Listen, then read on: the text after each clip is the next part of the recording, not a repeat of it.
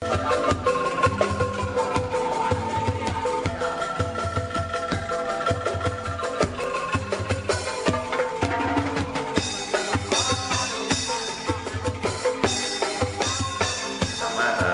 kita tahu bahwa putusan MK nomor 69 ya PUU tahun 2015 tersebut memang banyak menimbulkan kontroversi lah dalam tanda petik gitu ya. Kenapa saya sebut kontroversi? Karena kalau kita lihat dari sudut katakanlah merubah ketentuan pasal 29 Undang-Undang nomor 1 tahun 74 tersebut, ya di mana notaris boleh membuat akte perjanjian kawin gitu ya pada saat perkawinan dan setelah perkawinan, itu yang kemudian menjadi kontroversi gitu ya. Kalau menurut saya memang asas kepastian hukum dalam konteks putusan tersebut tidak memenuhi gitu ya, atau tidak memenuhi asas kepastian hukum. Kenapa? Karena kalau kita bicara tentang perjanjian kawin, itu justru yang menggigit itu adalah dibuat sebelum perkawinan agar kemudian kedudukan pihak ketiga itu tidak dalam tanda petik dirugikan. Pihak ketiga itu kan tidak melulu bicara tentang bank dan seterusnya gitu ya, termasuk juga negara dalam hal ini gitu ya. Gitu. Baik, jadi pertama tentu kita bicara secara umum dulu ya, dalam konteks pembuatan perjanjian kawin. Yang dulu kita lakukan aktenya atau pembuatan aktenya sudah pasti kan sangat standar sekali gitu ya. Artinya para pihak datang ke notaris, kemudian menyampaikan tentang tujuan pembuatan aktenya, karena kan pembuatan atau jenis-jenis perjanjian kawin juga tidak melulu bicara tentang satu jenis ya, ada beberapa jenis. Betul. Ya, ada perjanjian kawin yang memang terpisah hartanya sama sekali gitu ya selama perkawinan tersebut. Kemudian juga ada perjanjian kawin tentang bahwa hanya satu benda saja misalkan ya yang kemudian diperjanjikan dan seterusnya. Nah, sudah pasti kan identitas dari para pihak. Dan kemudian perjanjian kawin tersebut memang banyak waktu itu gitu ya yang membuat itu antara orang yang dalam tanda petik merasa kaya gitu ya, yang satu merasa nggak ini gitu ya, dan seterusnya gitu ya. Termasuk juga tentu yang satu warga negara asing, yang satu warga negara Indonesia gitu ya, kemudian akan menikah campur gitu ya.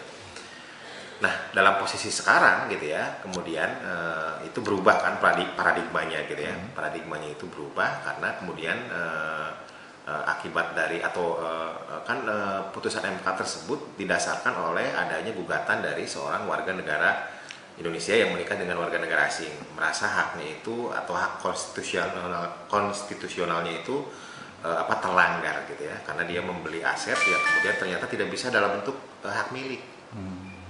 Ya, memang kalau kita bicara tentang konsep UPA pasal 21 ayat 3 kan jelas di situ disebutkan bahwa yang boleh memiliki hak milik itu adalah hanya warga negara Indonesia tunggal. Jadi kalau misalkan dia warga negara asing ya tidak bisa kemudian memiliki hak atas tanah dengan status hak milik atau hak yang memang tidak sesuai dengan kepemilikan tersebut. HGB juga memang tidak bisa. Gitu ya. Kalau dari sisi prosedur sih sama saja, aktenya itu disiapkan, kemudian didasarkan oleh identitas para pihak, gitu ya. Kemudian pada saat dia sudah menikah, tentu sudah punya aset kan, harta yang kemudian dia miliki atau mereka miliki. Nah itulah yang kemudian diklarifikasir gitu ya, harta si suami yang mana saja, harta si istri yang mana saja, kemudian dibuat aktenya dan kemudian itu juga daftar hartanya juga ditandatangani oleh kedua belah pihak. Baik, jadi itu memang dalam posisi tanpa perjanjian kawin ya.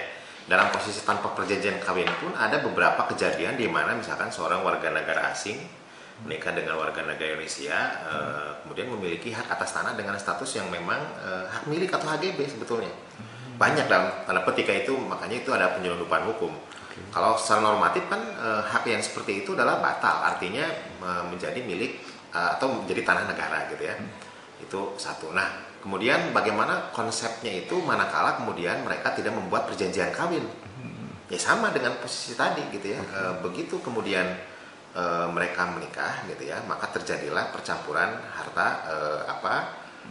benda dalam perkawinan gitu ya, didasarkan oleh ketentuan didasarkan oleh ketentuan Undang-Undang Perkawinan 35, 36 gitu ya, kan dengan jelas di situ menyebutkan.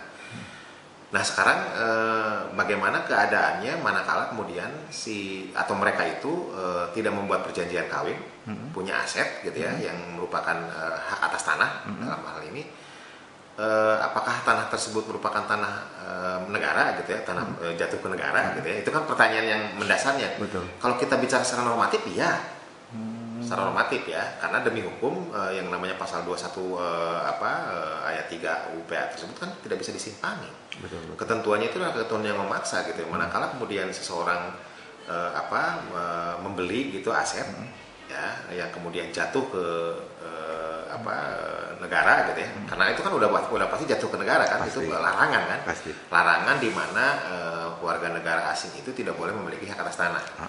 Ya, yang statusnya itu tidak ditentukan gitu ya. Artinya kalau misalkan memang statusnya sesuai dengan ketentuan boleh, ya silakan saja. Tapi kalau hak milik HGB itu udah pasti tidak bisa. Nah sekarang dihubungkan dengan posisi putusan MK tersebut, ya itu kan menjadi sesuatu yang rancu sebetulnya. Kalau keadaan yang dulu sudah jelas itu kan undang-undang itu tidak berlaku surut dong. Betul. Kan nggak mungkin misalkan undang-undang itu berlaku surut. Nah itu kan pengaturannya itu adalah hanya pada saat sesudah putusan M4 tersebut.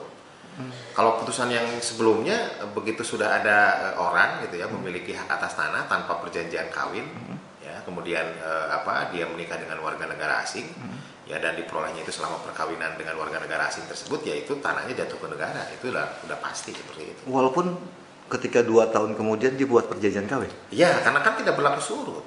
Oh gitu. Ya, itulah yang kemudian saya mungkin tidak sependapat dengan beberapa teman ya. Boleh-boleh saja katanya dibuat perjanjian kawin yang kemudian merefer perbuatan hukum yang dulu. Ya betul. Kalau menurut saya tidak berlaku surut kalau yang seperti itu gitu. Ini terkait dengan hak atas tanah ya. Karena kan kalau misalkan kita bicara tentang bahwa perjanjian kawin yang dibuat sesudah perkawinan itu tidak boleh merugikan kepentingan pihak ketiga. Nah pihak ketiga itu kan tidak melulu bicara tentang orang gitu ya, tapi negara juga di sini kan. Betul. Kan sudah jelas misalkan pada saat dia buat pada saat dia kemudian tidak membuat perjanjian kawin, ya dan kemudian dia beli aset gitu ya, tanahnya jatuh ke negara dong. Gitu. Kalau misalkan kemudian dia buat perjanjian kawin untuk menghindari adanya pasal 21 ayat 3 tadi, ya berarti kan berlaku surut dong. Berarti seharusnya perjanjian kawin itu dibuat sebelum menikah. Iya, kalau yang WNI tadi dan saya bilang, bahwa idealnya itu sebelum menikah. WNI dan WNA itu. Iya. Oke. Terbatas WNI sama WNA ya. Ya, tetap kita harus merefer kepada teori hukum ya atau asas hukum yang berlaku gitu ya, bahwa yang namanya suatu peraturan perundang-undangan itu tidak berlaku surut kan. Nah, oleh karena tidak berlaku surut, berarti kan harus diperbaiki nih keadaan yang seperti itu. Tadi kan hak atas tanahnya itu milik negara sudah ya, jatuh ke negara gitu ya. Nah oleh karena itu tentu harus dilakukan proses pembaharuan ya dalam tanda petik ya. Pembaharuan itu artinya dibuatkan sesuai dengan dia gitu loh, sesuai dengan peraturan. Kenapa disebut sesuai dengan peraturan? Berarti kan dimungkinkan dong dia itu memiliki hak atas tanah ya, tetapi tentu dengan pembatasan-pembatasan. Nah oleh karena itu kalau misalkan memang ingin katakanlah hak atas tanahnya itu sempurna gitu ya. Kalau saya bilang tadi kan yang tadi itu nggak sempurna dong. Iya, betul. Karena kan tanahnya jatuh ke negara sebetulnya. Harusnya. Kalau kita bicara tentang aturan secara normatif ya 21 ayat 3 UPA. Nah oleh karenanya diperbaiki. Nah perbaikannya seperti apa? Ya tadi dibuatkan katakanlah misalkan tanah itu menjadi tanah negara kemudian dimohonkan kembali kan gitu. Itu bahasa yang mungkin sedikit berbelit-belit tapi memang itulah aturan secara formal harus diikuti gitu. Oke.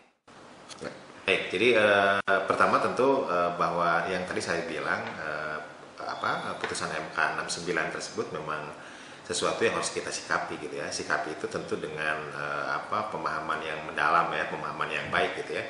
Bagaimana kita memahami pasal 29 tersebut secara keseluruhan gitu ya, 1, 2, 3, 4 gitu ya poin-poinnya. Kemudian juga kita memahami dalam konteks Undang-Undang Nomor 1 Tahun 74 tersebut dan tentu UPA karena kan kalau kita bicara tentang putusan MK tersebut 69 tersebut kan yang kemudian dibahas itu adalah bicara tentang harta benda dalam perkawinan, kemudian hak atas tanah gitu ya. Nah kemudian kalau kita sikapi sebetulnya ya mau menjalankan itu nggak atau tidak gitu. Kalau mau menjalankan pembuatan perjanjian kawin sesudah perkawinan gitu ya, berarti kan harus mensikapinya dengan tadi ya, memahami secara keseluruhan esensi dari perjanjian kawin tersebut gitu ya, untuk apa. Karena kan poin pentingnya adalah jangan sampai merugikan pihak ketiga gitu ya. Nah, kalau misalkan memang tidak istilahnya dalam tanda petik memang tidak ingin membuat aktenya, juga tidak ada salahnya juga gitu ya. Tapi kan kembali lagi bahwa notaris itu tidak boleh kemudian menolak untuk membuat akte manakala para pihaknya itu ingin membuat akte di notaris tersebut. Jadi saya sih hanya berharap bahwa penyikapan terhadap putusan MK tersebut disikapi dengan bijaksana, dan kemudian istilahnya itu memahami apa yang kemudian tersirat dan tersurat di dalam putusan MK nomor 69 tersebut.